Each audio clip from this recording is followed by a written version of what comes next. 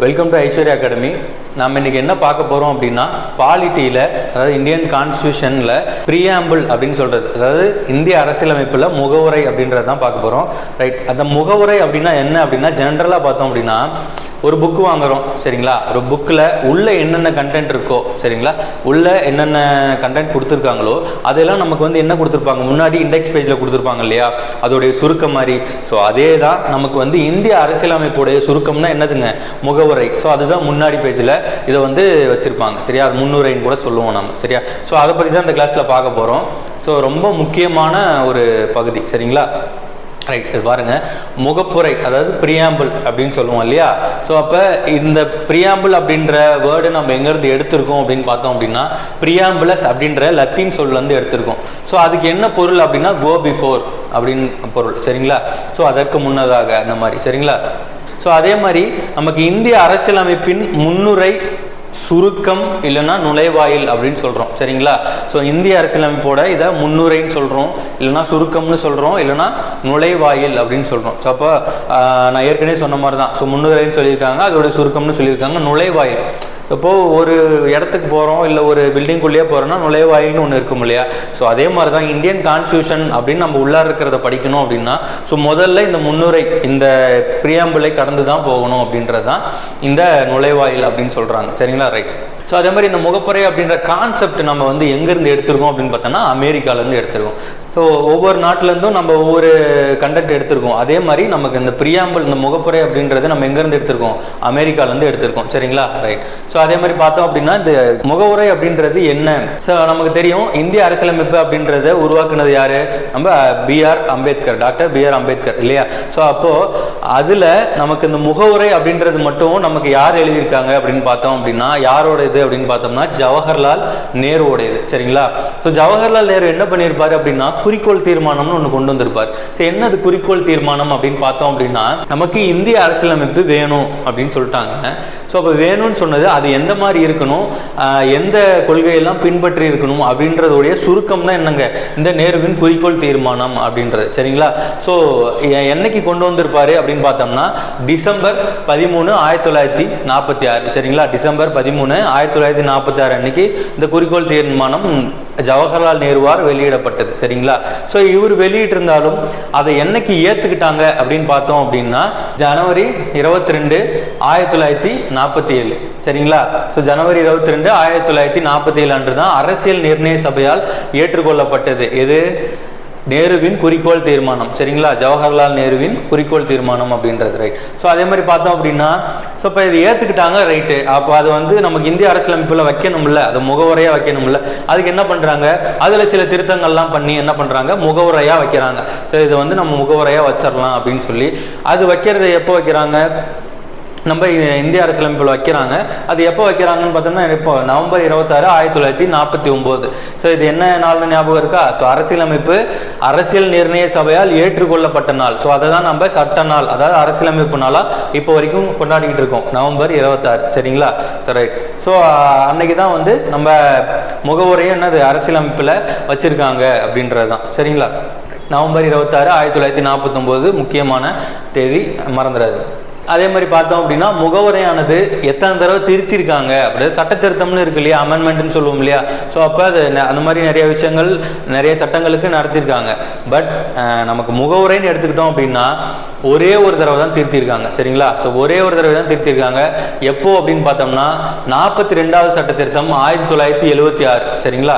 So 42வது சட்ட திருத்தத்தில் 1976. So நல்லா கவனிங்க, இது ரொம்ப முக்கியமான விஷயம். ரைட். 42வது சட்ட திருத்தம் 1926. இது ரொம்ப முக்கியமான சட்ட திருத்தம் சரிங்களா. ஏன் அப்படின்னா, ஸோ இது வந்து குறு அரசியல் அமைப்புன்னு சொல்லுவாங்க. ஏன்னா இந்த சட்ட திருத்தம், 42வது சட்ட திருத்தம் மூலியமா எக்கச்சக்கமான திருத்தங்கள் நிறைய சட்டங்களுக்கு பண்ணியிருப்பாங்க சரியா. ஸோ அதனால தான் இது என்னன்னு சொல்கிறோம், ஒரு குறு அரசியல் அமைப்பு, மினி கான்ஸ்டியூஷன் அப்படின்னு சொல்லுவாங்க. ஸோ எதை, 42nd அமெண்ட்மெண்ட் 1976 சரிங்களா. ரைட். ஸோ இப்போ 42வது சட்ட திருத்தப்படி என்ன பண்ணியிருக்காங்க அப்படின்னு பார்த்தோம் அப்படின்னா அவசர கால சட்டம் நடைமுறையில் இருந்தது. சரிங்களா? ஸோ அப்போ 1976ஆம் ஆண்டு என்ன அவசர கால சட்டம் நடைமுறையில் இருந்திருக்கு. அப்போ யார் பிரதமராக இருந்திருப்பாங்கன்னு பார்த்தீங்கன்னா இந்திரா காந்தி பிரதமராக இருந்திருப்பாங்க. சரிங்களா? ஸோ அப்போ இதன்படி என்ன பண்ணியிருக்காங்க, என்ன திருத்தம் மேற்கொண்டிருப்பாங்க அப்படின்னு பார்த்தோம் அப்படின்னா நமக்கு 3 வார்த்தைகளை சேர்த்திருப்பாங்க. சரியா? 3 வார்த்தைகளை சேர்த்திருப்பாங்க. என்னென்னு பார்த்தோம்னா சமதர்ம, சமய சார்பற்ற ஒருமைப்பாடு, சோசியலிஸ்டிக் செக்யூலர் இன்டெகிரிட்டி. சரிங்களா? ஸோ சமதர்ம அப்படின்னா ஒன்றும் இல்லைங்க, ஒரு பொருளாதாரத்திலையும் சரி வேற எந்த விஷயத்துலையும் சரி ஏற்றத்தாழ்வு இல்லாத ஒரு சமுதாயம் அமைக்கிறதா என்னங்க சமதர்மம் அப்படின்னு சொல்றது. ரைட். அதே மாதிரி சமய சார்பற்ற அப்படின்னா சமயம்னா மதம். சரிங்களா? ஸோ அப்போ ஒரு சமயத்தை சார்ந்து ஒரு அரசு வந்து இயங்கக்கூடாது. சரிங்களா? அப்போ ஒரு மதத்தை எதிர்த்தும் ஒரு அரசுன்றது நிர்வாகிக்க கூடாது இல்லையா? ஸோ அதே மாதிரி தான் இப்போ உதாரணத்துக்கு சொல்லணும் அப்படின்னா இப்போ பாகிஸ்தான் எடுத்துக்கிட்டீங்க, ஆப்கானிஸ்தான், இப்போ அதெல்லாம் பார்த்தீங்க அப்படின்னா பெரும்பாலும் முஸ்லீம்கள் இருக்கிற நாடு இல்லையா? ஸோ அப்போ அவங்க வந்து ஒரே ஒரு மதத்தை மட்டும் பின்பற்றி இருப்பாங்க. ரைட். ஸோ அப்போ அதே மாதிரி ஆனால் நம்ம வந்து இந்தியான்றது என்னங்க வேற்றுமையில் ஒற்றுமைன்னு சொல்லுவோம் இல்லையா? ஸோ அப்போ நம்ம இந்தியாவில் பல மதங்கள் இருக்குது, பல இனத்தவர்கள் இருக்காங்க, பல மொழி பேசுகிறவங்க இருக்காங்க. ஆனாலும் நம்ம எல்லாம் இந்தியர்கள் அப்படின்னு ஒற்றுமையாக இருக்கும் இல்லையா? ஸோ அதுதான் சொல்கிறது இந்த சமய சார்பற்ற அப்படின்றது. அப்போது சமய சார்பற்ற அரசு அப்படின்னா எப்படி இருக்கணும் அப்படின்னா ஒரு மதத்தை ஆதரிக்கவும் கூடாது, ஒரு மதத்தை எதிர்க்கவும் கூடாது, எல்லா மதத்தையும் சமமாக நடத்துறது அப்படின்றதுக்கு பேர் தான் என்னங்க சமய சார்பற்ற அப்படின்னு அர்த்தம். ரைட். ஸோ அதே மாதிரி ஒருமைப்பாடு அப்படின்னா உங்களுக்கு தெரியும் இல்லையா? ஸோ நம்ம எல்லாம் ஒற்றுமையா ஒருமைப்பாட்டோடு இருக்கிறதுன்னு சொல்லுவோம் இல்லையா? ஸோ இந்த 3 வார்த்தைகளை தான் நமக்கு இந்த 42வது சட்டத்திருத்தப்படி இந்த 3 வார்த்தைகள் தான் முகவரையில நமக்கு சேர்த்திருக்காங்க. சரிங்களா? ஓகே.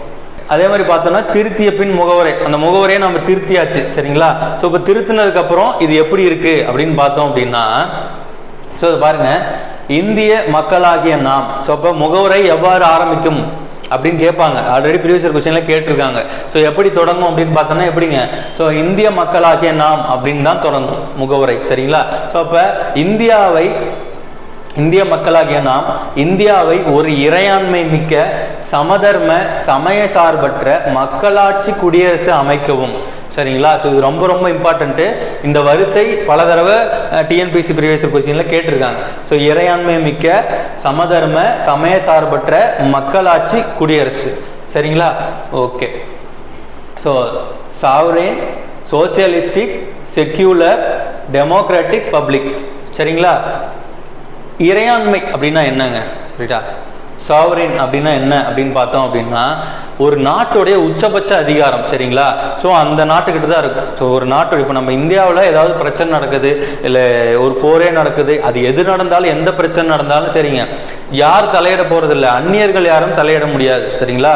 ஸோ இந்தியா மட்டும்தான் பார்க்கும். இந்தியாவுக்கு தான் அந்த அதிகாரம் இருக்கு. அதை பற்றி பேசுறதா இருக்கட்டும், இல்லை அதை பற்றி கருத்து தெரிவிக்கிறதா இருக்கட்டும், ஸோ எதுனாலுமே சரி. ஸோ இப்போ நம்மளுடைய விஷயத்துல ஒரு தேர்ட் பர்சன் மூக்க நுழைக்கூடாதுன்னு சொல்லுவோம்ல, அதே தான் இறையாண்மை அப்படின்றது. நம்ம நாட்டுடைய உச்சபட்ச அதிகாரம் அப்படின்றது தான் இறையாண்மை. சரிங்களா? ரைட். ஸோ அதே மாதிரி பார்த்தோம் அப்படின்னா சமதர்மம். ஸோ இப்போ தானே பார்த்தோம். ஸோ ஏற்றத்தாழ்வு இல்லாமல் இருக்கிறது, சமய சார்பற்ற, ஸோ எந்த மதத்தையும் சாராமல் அரசு இயங்குறது. ஸோ அதே மாதிரி மக்களாட்சி. ஸோ மக்களுக்காக மக்களே தேர்ந்தெடுத்து ஆட்சி நடத்துறது என்னங்க மக்களாட்சி அப்படின்றது. சரிங்களா? ஸோ நம்ம சின்ன வயசுலேருந்து படிச்சிருப்போம் இல்லையா, மக்களால் மக்களுக்காக மக்களே செய்யப்படும் ஆட்சி தான் என்னங்க மக்களாட்சி அப்படின்னு சொல்லுவோம். அப்போ இப்படி சொன்னவர் யாருங்க? Abraham Lincoln. சரிங்களா? ரைட். ஸோ குடியரசு அப்படின்னா என்னங்க? ஸோ அப்போ நாட்டுடைய இறையாண்மை அப்படின்னு சொன்னோம் இல்லையா? ஸோ அப்போ அந்த நாட்டுடைய இறையாண்மை அப்படின்றது யாருக்கு இருந்து பெறப்படுது? அந்த உச்சபட்ச அதிகாரம்னு சொன்னோம். அந்த உச்சபட்ச அதிகாரம் யாருக்கு இருந்து பெறப்படுது? இந்திய மக்களாகிய நம்ம கிட்ட இருந்தானே பெறப்படுது. ஸோ அதை பற்றி சொல்றதா என்னங்க குடியரசு அப்படின்றது. ஸோ அப்போ இந்தியாவின் உச்சபட்ச அதிகாரம் மக்களிடமிருந்து பெறப்படுகிறது அப்படின்றத சொல்றதா என்னங்க குடியரசு அப்படின்றது.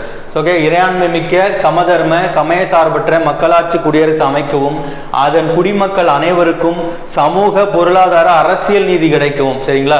அப்போ 3 நீதிகள். சரிங்களா? என்னென்ன? சமூக நீதி, பொருளாதார நீதி, அரசியல் நீதி. இது 3 நீதிகளும் மக்களுக்கு கிடைக்கணும். அதே மாதிரி சிந்தனையை வெளிப்படுத்துவதில், நம்பிக்கையில், பற்றார்வத்தில் மற்றும் வழிபாட்டில் சுதந்திரமும். சரிங்களா?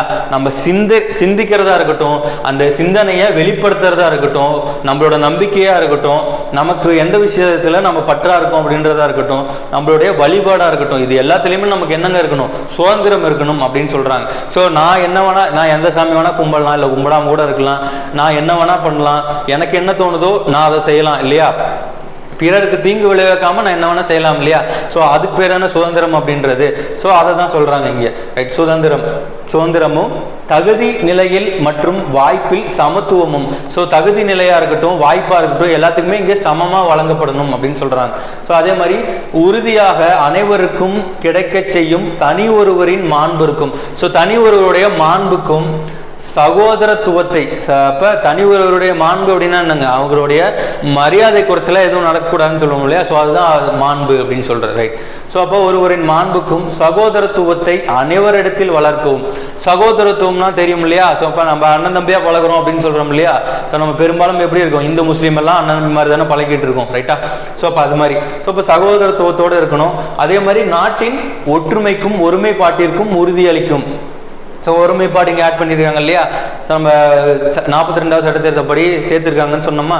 ஸோ அப்போ ஒருமைப்பாட்டு இருக்கும். ஸோ அப்போ நாட்டுடைய ஒற்றுமைக்கும் ஒருமைப்பாட்டிற்கும் உறுதியளித்து நம்ம விழுமிய முறையுடன் உறுதியேற்று 1949 நவம்பர் 26.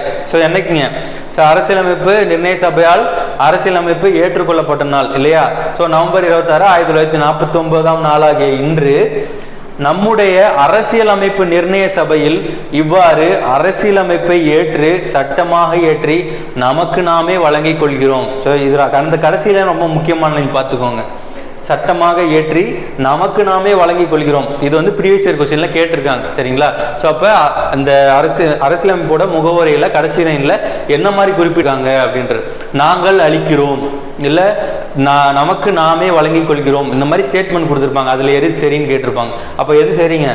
சரி, ஏற்று அரசியலமைப்பை ஏற்று சட்டமாக ஏற்றி நமக்கு நாமே வழங்கிக் கொள்கிறோம்ன்றதான் கரெக்டான ஆன்சர். சரிங்களா? ரைட். ஸோ இப்போ அடுத்தது பார்த்தோம் அப்படின்னா பிரெஞ்சு புரட்சியிலையும் நமக்கு வந்து ரஷ்ய புரட்சியிலிருந்தும் நமக்கு 3 முழக்கங்கள் நம்ம சேர்த்துருப்போம். சரிங்களா? ஸோ பிரெஞ்சு புரட்சி எப்போ நடந்தது? 1789. ஸோ இப்போ அதில் பிரெஞ்சு புரட்சி எப்போ நடந்திருக்குங்க? 1789வது வருஷம். அப்போது பிரெஞ்சு புரட்சி நடந்தப்போ ஏற்பட்ட முழக்கங்கள் இருக்கும் இல்லையா? ஸோ அந்த முழக்கத்துல இருந்து நம்ம 3 வந்து நம்ம எங்க சேர்த்திருக்கோம்? முகவரையில் சேர்த்திருக்கோம். என்னென்னு பார்த்தோம்னா சுதந்திரம், சமத்துவம், சகோதரத்துவம். சரிங்களா? ஸோ அப்போ சுதந்திரம் அப்படின்னா நமக்கு தெரியும். ஸோ சுதந்திரமா செயல்படுறது. அதே மாதிரி சமத்துவம்னால இப்போதான் சொல்லணும், எல்லாருமே சமமாக பாவிக்கிறது. அதே மாதிரி சகோதரத்துவம், ஸோ எல்லாருமே அண்ணன் தம்பியா சகோதரத்துவத்தோடு இருக்கிறது. சரிங்களா? ஸோ வேற்றுமை பாராமல். ஸோ இது 3த்தையும் பிரெஞ்சு புரட்சி முழக்கத்திலேருந்து நம்ம எடுத்திருப்போம். அதே மாதிரி ரஷ்ய புரட்சியிலிருந்தும் நம்ம வந்து 3 நீதிகள் பார்த்தோம் இல்லையா? முகவரையில் சமூக நீதி, பொருளாதார நீதி, அரசியல் நீதி அப்படின்றது. ஸோ இப்போ இது 3மே நம்ம எங்கேருந்து எடுத்திருக்கோம் அப்படின்னு பார்த்தோம் அப்படின்னா ரஷ்ய புரட்சியிலேருந்து எடுத்திருப்போம். ஸோ ரஷ்ய புரட்சி எப்போ நடந்தது? அக்டோபர் 1917 நடந்திருக்கும். சரிங்களா? ஸோ இப்போ 3 நீதிகள் எங்கேருந்து எடுத்திருக்கோம்? ரஷ்ய புரட்சியிலேருந்து எடுத்திருக்கோம். இந்த சுதந்திரம், சமத்துவம், சகோதரத்துவம் அப்படின்ற சொல்லாடல்கள் எங்கேருந்து எடுத்திருக்கோம்? பிரெஞ்சு புரட்சியிலேருந்து எடுத்திருக்கோம் 1789. ரைட். ஸோ அதே மாதிரி பார்த்தோம் அப்படின்னா முகவரை தொடர்பான வழக்குகள். சரிங்களா? ரைட். ஸோ முதல்ல என்னென்ன வழக்குகள் போட்டிருக்காங்க, அதில் என்னென்ன தீர்ப்பு வந்திருக்கு அதெல்லாம் பார்த்துடலாம். ஸோ முதல்ல பெருபாரி வழக்கு. சரிங்களா? பெருபாரி யூனியன் வழக்கு 1960ஆம் ஆண்டு. ஸோ இதில் என்ன சொல்லியிருப்பாங்க அப்படின்னா, பெருபாரி வழக்கில் நமக்கு வந்து இப்போ அரசியலமைப்பு இருக்கு. ரைட்டா? ஸோ அதில் வந்து பகுதிகள் இருக்கு, விதிகள் இருக்கு, அட்டவணைகள் இருக்கு, இது எல்லாமே இருக்கு. ஸோ அதே மாதிரி முகவரையும் இருக்கு. அப்போ மற்றதுல எல்லாத்தையும் நம்ம ஏதாவது திருத்தம் பண்ணணும் அப்படின்னா நம்ம வந்து அரசியலமைப்பு ஆர்டிகல் 368 படி பண்ணுவோம் இல்லையா? அப்போ இதுக்கு முன்னாடி நமக்கு இந்த முகவுரை அப்படின்றது சும்மா ஒரு ரெஃபரன்ஸுக்கு வச்சிருக்காங்களா, சும்மா ஒரு முன்னுரை மாதிரி வச்சிருக்காங்களா, இல்லை அரசியலமைப்போட அது ஒரு பகுதி தானா அப்படின்றது ஒரு டவுட் வந்தது. சரிங்களா? அப்போ அதுக்காக தொடுக்கப்பட்ட வழக்கு தான் நாங்கள் பெருபாரி வழக்கு அப்படின்றது. அப்போ என்ன கேட்டிருப்பாங்க அப்படின்னா, இந்திய அரசியலமைப்புல முகவுரை அப்படின்றது ஒரு பகுதியா இல்லையா அப்படின்னு கேட்டிருப்பாங்க. ஸோ அதுக்கு என்ன தீர்ப்பு கொடுத்துருப்பாங்க அப்படின்னு பார்த்தோம்னா, என்னதான் மற்ற பகுதிகள் மாதிரி நம்ம வந்து முகவுரை உருவாக்கப்பட்டு இணைக்கப்பட்டு இருந்தாலுமே கூட நமக்கு அந்த இந்திய அரசியலமைப்புல முகவுரை அப்படின்றது ஒரு பகுதி அல்ல அப்படின்னு உச்சநீதிமன்றம் தீர்ப்பு அளிச்சிருப்பாங்க. ஸோ மற்ற பகுதிகளை போன்று முகவுரை உருவாக்கப்பட்டு இணைக்கப்பட்டிருந்தாலும் அது அரசியலமைப்பின் ஒரு பகுதி அல்ல அப்படின்னு சொல்லியிருப்பாங்க. சரிங்களா? ஸோ அப்போ இப்படி ஒரு தீர்ப்பு வந்துருச்சு. அப்போ அடுத்த வழக்கில் கேசவநந்த பாரதி வழக்குன்னு ஒரு வழக்கு போட்டிருப்பாங்க. அது கேசவநந்த பாரதின்றவருக்கும் கேரள மாநிலத்துக்கும் போட்டிருப்பாங்க.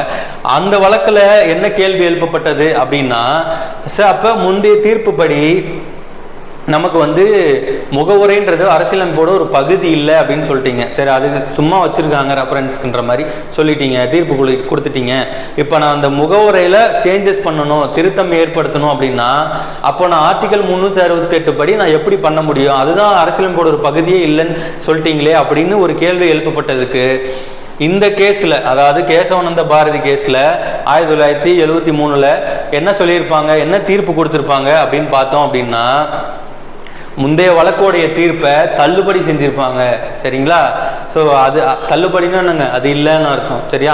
அந்த கருத்தை வாபஸ் வாங்கிக்கிற மாதிரி. சரியா? ஸோ அப்போ முந்தைய வழக்கின் தீர்ப்பினை தள்ளுபடி செய்ததோடு முகவுரை அரசியலமைப்பின் பகுதிதான் என்றும் மேலும் அதன் அடிப்படை கட்டமைப்பு மாறாமல் திருத்தம் செய்யலாம் எனவும் உச்சநீதிமன்றத்தால் தீர்ப்பளிக்கப்பட்டது. சரிங்களா? அப்போ நமக்கு இந்த கேஸோட தீர்ப்பு என்ன சொல்லியிருக்காங்க, முகவுரைன்றது இந்திய அரசியலமைப்போட ஒரு பகுதி தான், அதுல ஏதாவது திருத்தம் பண்ணணும் அப்படின்னா பண்ணிக்கலாம். ஆனா எப்படி பண்ணணும், அதோட அடிப்படை கட்டமைப்பு பேசிக் ஸ்ட்ரக்சர் வந்து மாறாம நீங்க எப்படி வேணா திருத்தம் பண்ணிக்கலாம் அப்படின்னு சொல்லியிருக்காங்க. ஒருவேளை அப்படி திருத்தும் போது நமக்கு அந்த பேசிக் ஸ்ட்ரக்சர் அடிப்படை கட்டமைப்பு மாறுற மாதிரி நீங்க திருத்தம் மேற்கொண்டா உச்சநீதிமன்றம் தானாவே தலையிட்டு அந்த திருத்தம் செல்லாது அப்படின்னு அறிவிப்போம் அப்படின்னும் இந்த தீர்ப்புல சொல்லியிருப்பாங்க. சரிங்களா? ரைட். அதுதான் கேசவநந்த பாரதி வழக்குல சொல்லியிருப்பாங்க. ரைட். ஸோ அடுத்ததாக பார்த்தோம்னா மூணாவது எல்ஐசி வழக்கு. எல்ஐசி வழக்கு எந்த வருஷம்? 1995. சரிங்களா? ஸோ இதுலேயும் என்ன கேட்டிருப்பாங்க, முகவுரை அரசியலமைப்போட ஒரு பகுதியா இல்லையா அப்படின்றது கேட்டிருப்பாங்க. அப்போ இதுல என்ன சொல்லியிருப்பாங்க, அரசியலமைப்போடைய ஒரு பகுதி தான் முகவுரை அப்படின்றத தெளிவாக சொல்லியிருப்பாங்க. சரியா? ஸோ முகவுரையானது அரசியலமைப்பின் ஒருங்கிணைந்த பகுதி தான் என்று மீண்டும் தீர்ப்பளிக்கப்பட்டது. சரிங்களா? ரைட். ஸோ அதே மாதிரி அப்போ நம்ம 3 கேஸ் பார்த்துருக்கோம். என்னென்ன, பெருபாரி வழக்கு 1960, கேசவநந்த பாரதி வழக்கு 1973, எல்ஐசி வழக்கு 1995. சரிங்களா? இது ரொம்ப முக்கியமான வழக்குகள் 3. சரியா? ரைட். ஸோ அதே மாதிரி அடுத்ததை பார்த்தோம்னா முகவுரை பற்றி அறிஞர்களின் கூற்றுகள். சிறப்பு ஒவ்வொரு அறிஞர்களும் முகவுரை பற்றி எப்படிலாம் சொல்லியிருக்காங்க அப்படின்றத பார்க்கலாம். ஸோ முதல்ல வந்து முகவுரை வழக்கறிஞர்களின் சொர்க்கம் அப்படின்னு சொன்னவர் யாருங்க, சார் ஐவர் ஜென்னிங்ஸ். சரிங்களா? ஸோ வழக்கறிஞர்களின் சொர்க்கம் அப்படின்னு சொன்னது யாருங்க, சார் ஐவர் ஜென்னிங்ஸ். சரியா? ஸோ 5 பேர் ஐவர் சேர்ந்தா சொர்க்கமாய் இருக்கும் அப்படின்ற மாதிரி ஞாபகம் வச்சுக்கோங்க. சரியா? ஸோ ஐவர் சொர்க்கம். ரைட். அடுத்தது பார்த்தோம் அப்படின்னா அமெரிக்க சுதந்திர பிரகடனத்தை ஒத்துள்ளது, அதை விட மேலானது. அதாவது நம்ம இந்திய அரசியலமைப்போட முகவுரை அமெரிக்க சுதந்திர பிரகடனத்தை ஒத்துள்ளது, அதே மாதிரி இருக்கு, அதை விட மேலானது அப்படின்னு சொல்லியிருக்காரு. ஓகேவா? ஸோ அதே மாதிரி பார்த்தோம் அப்படின்னா அரசியலமைப்பு சட்டத்தின் உயிர் மூச்சு அப்படின்னு சொல்லியிருக்காரு. ஸோ இது ரெண்டையும் சொன்னது யாரு அப்படின்னு பார்த்தோம்னா யாருங்க, நீதிபதி இதயத்துல்லா. சரிங்களா? ஸோ அப்போ நம்மளுடைய முகவுரை அப்படின்றது அமெரிக்காவோட சுதந்திர பிரகடனத்தை ஒத்துள்ளது, அதே மாதிரியே இருக்கு. ஆனா அதை விட இன்னும் சூப்பரா இருக்கு. அதே மாதிரி அரசியலமைப்பு சட்டத்தோட இது உயிர் மூச்சு அப்படின்னு சொன்னது யாருங்க, நீதிபதி இதயத்துல்லா. ஸோ அப்ப உயிர் மூச்சு, உயிர் எங்க இருக்கு, நம்ம ஹார்ட் பீட் சொன்னோம் இல்லையா? ஸோ அப்ப இதயம். ஸோ அப்ப உயிர் மூச்சு அப்படின்னாலே என்னங்க, இதயத்துல்லா, இதயன்றது வந்துடணும். ரைட்டா? ரைட். அதே மாதிரி அடுத்தது பார்த்தோம் அப்படின்னா எங்களின் நீண்ட நாள் சிந்தனை மற்றும் கனவு. அதே எங்களின் சொல்றாரு அப்படின்னா ஸோ அல்லாடி கிருஷ்ணசாமி இவரும் அந்த அரசியல் நிர்ணய சபையில இருந்திருப்பார். சரிங்களா? ஸோ அப்போ வந்து எங்களின் நீண்ட நாள் சிந்தனை மற்றும் கனவு. சரியா? அப்போ நான் ரொம்ப நாளா தள்ளாடிக்கிட்டு இருக்கேன், அல்லாடிக்கிட்டு இருக்கேன், எனக்கு தான் கஷ்டம் தெரியும் அப்படின்னு சொல்லுவோம்ல. ஸோ அதுதான். ஸோ இப்போ நீண்ட நாளா வந்து நம்ம அல்லாடிக்கிட்டு இருக்கோம், அதெல்லாம் அல்லாடி கிருஷ்ணசாமி. அப்போ நீண்ட நாள் வந்தாலே என்னங்க, அல்லாடி கிருஷ்ணசாமி அப்படின்றது. ரைட். ஸோ அப்போ வந்து முகவுரை அப்படின்றது அரசியலமைப்பின் திறவுகோல் ஒரு சாவி, திறவுகோல் அப்படின்னு சொன்னது யாருங்க? ஏர்னஸ்ட் பார்க்கர் அப்படின்றவர். ஸோ ஒரு பார்க்கர் பெண்ணை திருவோம் இல்லையா, திருவி துறப்பம் இல்லையா, ஸோ திறவுகோல் அப்படின்னா பார்க்கர் பெண்ணு உங்களுக்கு ஞாபகம் வந்துடணும். ரைட்டா? ரைட். ஸோ அதே மாதிரி பார்த்தோம்னா இறையாண்மையுடைய மக்களாட்சி குடியரசின் ஜாதகம். அப்போ நம்ம முகவரைன்றது இறையாண்மையுடைய மக்களாட்சியின் குடியரசின் ஜாதகம் அப்படின்னு சொல்றாரு. யாரு? KM முன்சி சொல்லியிருக்காரு. அப்போ முன்சி, அப்போ ஜாதகம் எடுத்துட்டு போய் நம்ம பார்க்குறோம் அப்படின்னாலே என்ன சொல்லுவாங்க? நீங்க முன் ஜென்மத்தில் பண்ண பாவம் அதான் உங்களை வந்து இப்படி கஷ்டப்படுத்துது அப்படின்னு சொல்லுவாங்க இல்லையா? ஸோ அது மாதிரி தான். ஸோ அப்போ முன்சி அப்படின்னாலே என்ன நமக்கு ஞாபகம் வரணும்? ஜாதகம் அப்படின்றது ஞாபகத்துக்கு வரணும். ஸோ அதே மாதிரி அரசியல் அமைப்பின் அடையாள அட்டை. சரிங்களா? அரசியல் அமைப்பின் அடையாள அட்டை. ஸோ அடையாள அட்டைன்னா ஒரு அட்டை இருக்கு. இப்போ பால் ஊத்துற அட்டைன்னு சொல்லுவோம் இல்லையா, ஒரு அட்டை இருக்கும்ல. ஸோ அந்த மாதிரி அப்போ அடையாள அட்டை அப்படின்னாலே என்ன ஞாபகம் வரணும்? நமக்கு பால்ன்றது ஞாபகம் வரணும். என்னையே பால்கி வாழா, அடையாள அட்டை வச்சு பால் வாங்குறோம் அப்படின்றது. சரி, அப்போ அரசியலமைப்பு முகவரை அரசியலமைப்பின் அடையாள அட்டை என கூறியவர் என்ஏ பால்கிவாலா அப்படின்றவர். ரைட். அடுத்ததா பார்த்தோம்னா முகவுரை அரசியலமைப்பின் ஆன்மா, முகவுரை அரசியலமைப்பின் ஊன்றுகோல், முகவுரை அரசியலமைப்பின் அணிகலன், அரசியலமைப்பின் வழிகாட்டி, அரசியலமைப்பின் சொற்களஞ்சியம், அரசியலமைப்பின் திறனை ஆராயும் அளவுகோல், ப்ராப்பர் யாட்ஸ்டிக் அப்படின்னு சொன்னது யாருங்க? தாகூர்தாஸ் பார்கவா அப்படின்றவர். சரிங்களா? அப்ப தாகூர்தாஸ் பார்கவா அப்படின்றவர் என்ன சொல்லியிருக்காரு? அரசியலமைப்புடைய ஆன்மா தான் முகவரை அப்படின்னு சொல்லியிருக்காரு. அரசியலமைப்புடைய கான்ஸ்டியூஷன், இந்தியன் கான்ஸ்டியூஷனுடைய சோல் தான் என்னது? பிரியாம்பிள் அப்படின்னு சொல்லியிருக்காரு. அதோடைய ஜுவல் செட் தான் என்னது? பிரியாம்பிள் அப்படின்னு சொல்லியிருக்காரு. ஸோ அதே மாதிரி ப்ராப்பர் யாட்ஸ்டிக், திறனை ஆராயும் அளவுகோல், அதை மெஷர் பண்றதுக்கான ப்ராப்பர் யாட்ஸ்டிக்கே என்னது? முகவரை அப்படின்னு யார் சொல்லியிருக்கா? தாகூர்தாஸ் பார்கவா சொல்லியிருக்காரு. சரிங்களா? ஸோ இப்போ இதெல்லாமே சொன்னது யாரு? தாகூர்தாஸ் பார்கவா அப்படின்றது. ரைட். ஸோ இதெல்லாம் தான் முகவரை பற்றிய தகவல்கள். சரிங்களா? ஸோ இப்போ முகவரை இவ்வளோதாங்க. முகவரை முதல்ல வந்து யாருடைய குறிக்கோள் தீர்மானம்? ஸோ முகவரைனா இவ்வளோதாங்க. சரிங்களா? ஸோ இப்போ முகவரை அப்படின்றது முதல்ல வந்து முன்னுரையாக இருக்குது, அது ஒரு சுருக்கமாக இருக்குது, நுழைவாயிலாக இருக்குன்னு பார்த்தோம். அது வந்து ஜவஹர்லால் நேருடைய குறிக்கோள் தீர்மானத்திலேருந்து திருத்தம் செய்யப்பட்டு தான் நமக்கு வந்து முகவரையாக வச்சுருக்கு, பிரியாம்பிளாக வச்சுருக்கோம் அப்படின்னு சொல்லி பார்த்தோம். ரைட்டா? ஸோ இப்போ அதை வந்து எப்போ அரசியலமைப்பில் வச்சாங்க? ஸோ சட்ட நாள், அரசியலமைப்பு சட்ட நாள்னு என்னைக்கு சொல்கிறோம்? நவம்பர் 26, 1949. சரிங்களா? ரைட். ஸோ அதே மாதிரி முகவரி தொடர்பான வழக்குகள் எல்லாம் பார்த்தோம். ரைட்டா? 3 வழக்குகள் பார்த்தோம். பெருபாரி வழக்கு, கேசவானந்த பாரதி வழக்கு, LIC வழக்கு. சரிங்களா? அதில் முக்கியமானது அரசியலமைப்போட ஒரு பகுதி இல்லை, முகவரைன்றது அரசியலமைப்போட ஒரு பகுதி இல்லைன்றது தீர்ப்பளித்த ஒரே ஒரு வழக்கு என்னதுங்க? பெருபாரி வழக்கு மட்டும்தான். ஸோ மீதி 2 என்னது? அது அரசியலமைப்போட ஒரு பகுதி தான் அப்படின்றது சொல்லியிருப்பாங்க. ரைட்டா? ஸோ அப்போ அதே மாதிரி முகவரை பற்றி ஒரு அறிஞர்கள் என்னென்ன சொல்லியிருக்காங்கன்றதை பார்த்தோம். ரைட்டா? ரைட். ஸோ அப்போ நமக்கு வந்து முகவரைன்றது இவ்வளோதான். ஸோ எண்ணி துணிக கருமம், துணிந்த பின் எண்ணுவோம் என்பது எழுக்கு. சரிங்களா? ஸோ எனக்கு ரொம்ப ரொம்ப பிடித்த திருக்குறள். சரிங்களா? ஒரு விஷயத்தில் நீங்கள் படிக்க வந்துட்டீங்க, காலை வச்சுட்டீங்க அப்படின்னா, TNPSC படிக்க மாட்டோம் அப்படின்னாலே முடிஞ்சு போச்சு. அதை பற்றி திரும்ப வேணாம் வேறு வேலைக்கு போகலாமான்ற யோசனைக்கே போகக்கூடாது. ஸோ கஷ்டம் இருக்கும், எல்லாமே இருக்கும், அதெல்லாம் போராடினா தான் நமக்கு ஒரு வேலைன்றது கிடைக்கும் இல்லையா? ஸோ அப்போ எண்ணி துணிக கருமம். ஸோ எண்ணி துணிஞ்சிடணும், நம்ம யோசிச்சு துணிஞ்சிடணும். சரியா? துணிஞ்சிட்டு உள்ள ஃபீல்டுக்குள்ளே வந்துட்டோம், படிக்க ஆரம்பிச்சிட்டோம் அப்படின்னா அவ்வளோதான், முடிஞ்சு போச்சு. எண்ணி துணிக கருமம் செயல். சரிங்களா? நம்ம எதா இருந்தாலும் யோசிச்சு பண்ணணும். துணிந்த பின் எண்ணுவோம் என்பதிலுக்கு. வந்ததுக்கப்புறம் உட்காந்து நான் வந்து படிக்கலாமா வேணாமான்னு யோசிச்சுக்கிட்டு இருக்கேன் அப்படின்னு சொல்கிறோம்ல, அதெல்லாம் இருக்கவே கூடாது. அது என்னதுங்க? ஒரு அசிங்கம், கேவலம்னு சொல்கிறார் திருவள்ளுவர். ஸோ முதல்ல யோசிச்சுட்டு வாங்க. இதை செய்யறதுக்கு முன்னாடி ஒரு யோசிங்க. சரியா? யோசிச்சு ஆனால் வந்ததுக்கப்புறம் எதையும் யோசிக்காதீங்க அப்படின்னு சொல்கிறது தான் என்னது? இந்த திருக்குறள். சரிங்களா? ஸோ இப்போ இதை ஃபாலோ பண்ணணும். நம்ம கண்டிப்பாக நம்ம அரசு வேலை வாங்கிடலாம். சரியா? நன்றி. மீண்டும் சந்திப்போம்.